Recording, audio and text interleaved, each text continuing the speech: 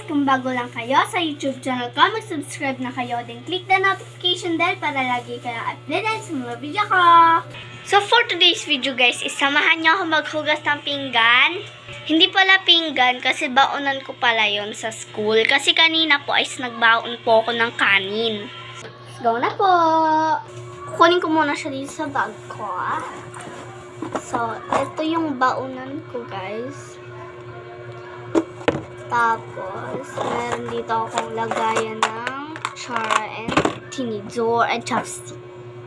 Tapos, meron din ditong dalawang baso kaya hugasan na lang din natin. So, ang una ko nga po palang ginagawa is sinasala ko muna dito yung mga kanin saka ko tinatapon ng ganon. Salain na natin! Ilalagay ko po siya pa ganyan para hindi po lulusot yung mga kanin doon sa mismong lagayan ng sa labasan ng tubig. Yan. Buksan muna natin. Nabuksan ko na siya. So, lagyan natin siya ng water. Nilagyan ko siya ng tubig. Saka ko siya binubuhos.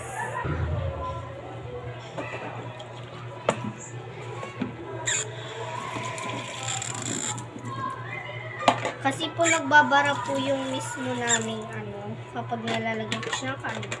Siyempre, nakaharangan ng kanin. Yung chopstick. Tapos, yan. Salain din natin yung kutsara kasi meron din siya kanin.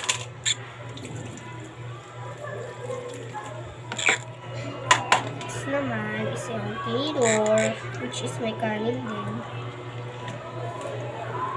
Alam ko nga pala is kanina is hotdog. Ayan, di pa rin napapalitan yung sponge. Lagyan na natin ng dishwasher.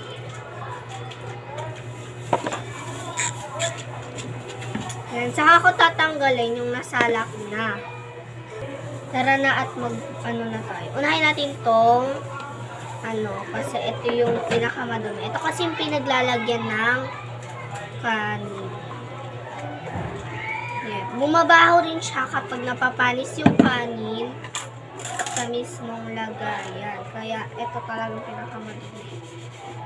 Tapos, ito talaga yung pinakamaduming madumi kasi ito ay sinusubo sa bunga. Ipatong mo dito pa. Line. Tapos, ito naman is ganyan. Ipatong mo lang. Tapos, itong chopstick naman is ilulong lang. Mas madali nga kapag chopstick kasi guguhit mo lang siya. So, ito naman, lagayan ng mga kasi nadidikitan din siya ng mga kutsara. Chopstick, mga fork. Ayan. Kapag maubos naman ako ng baso, kinikis-kis ko talaga ng ganyan. Kasi di talaga tumatama yung lahat. And then,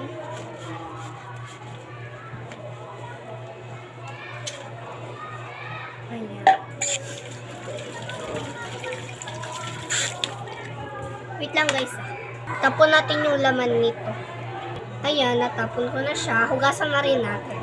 Ayan, so ayan, hinuhugasan ko na siya.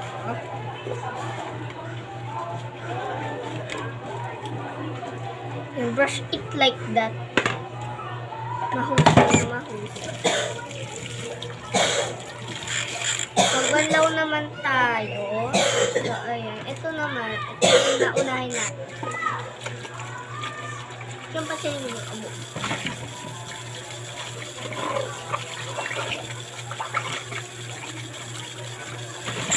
Tingnan nyo. Oh. Ito namang cat.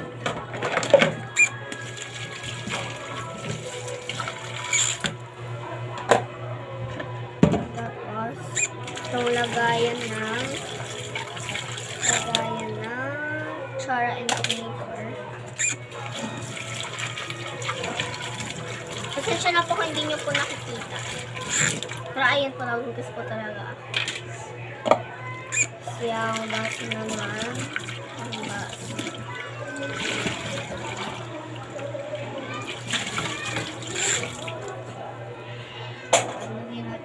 Kasi,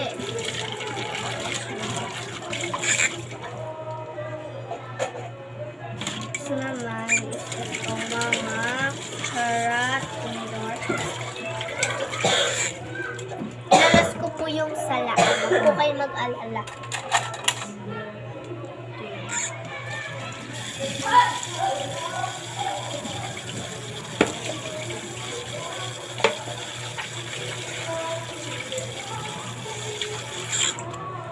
Ayan, sapat. And wait lang po. So, punasan po muna natin siya. Gamit po ito.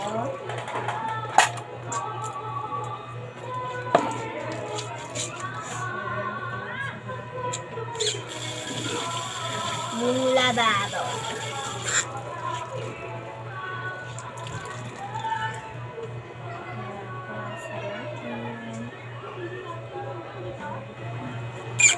Isa pa.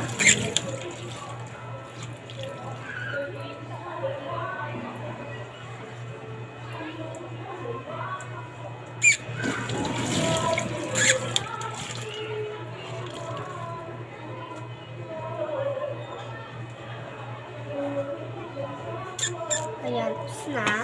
Mga dalang kamay. Tapos, punas tayo. Punta tayo kaya tayo na sa blazer. Yes.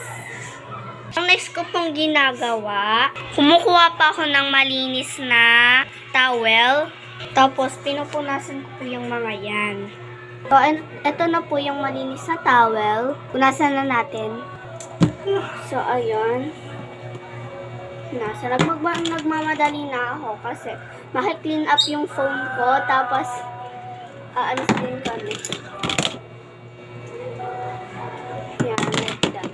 Hindi ko ma-fast forward eh.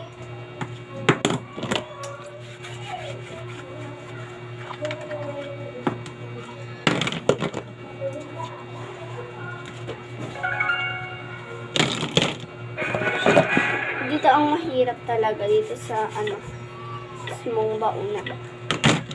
Kasi na-stack pa yung mga tubig sa mismong loob niya. Tapos madali pang nababasa itong punasan natin. So ayun tapos na. Tapos ilalagay ko lang dito.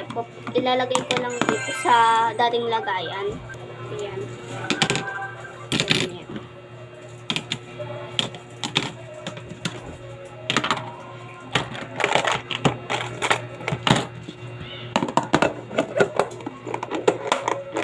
Ayan. Tapos ilalagay ko siya doon sa lagayan namin. Ngayon ko po siya nilagay sa taas ng ref. So, yun lang for today's video, guys. I hope you enjoy my vlog. Bago po mag-end ang video na to, mag-subscribe na kayo. Then click the notification bell para lagi kang updated sa mga video ko. Bye-bye!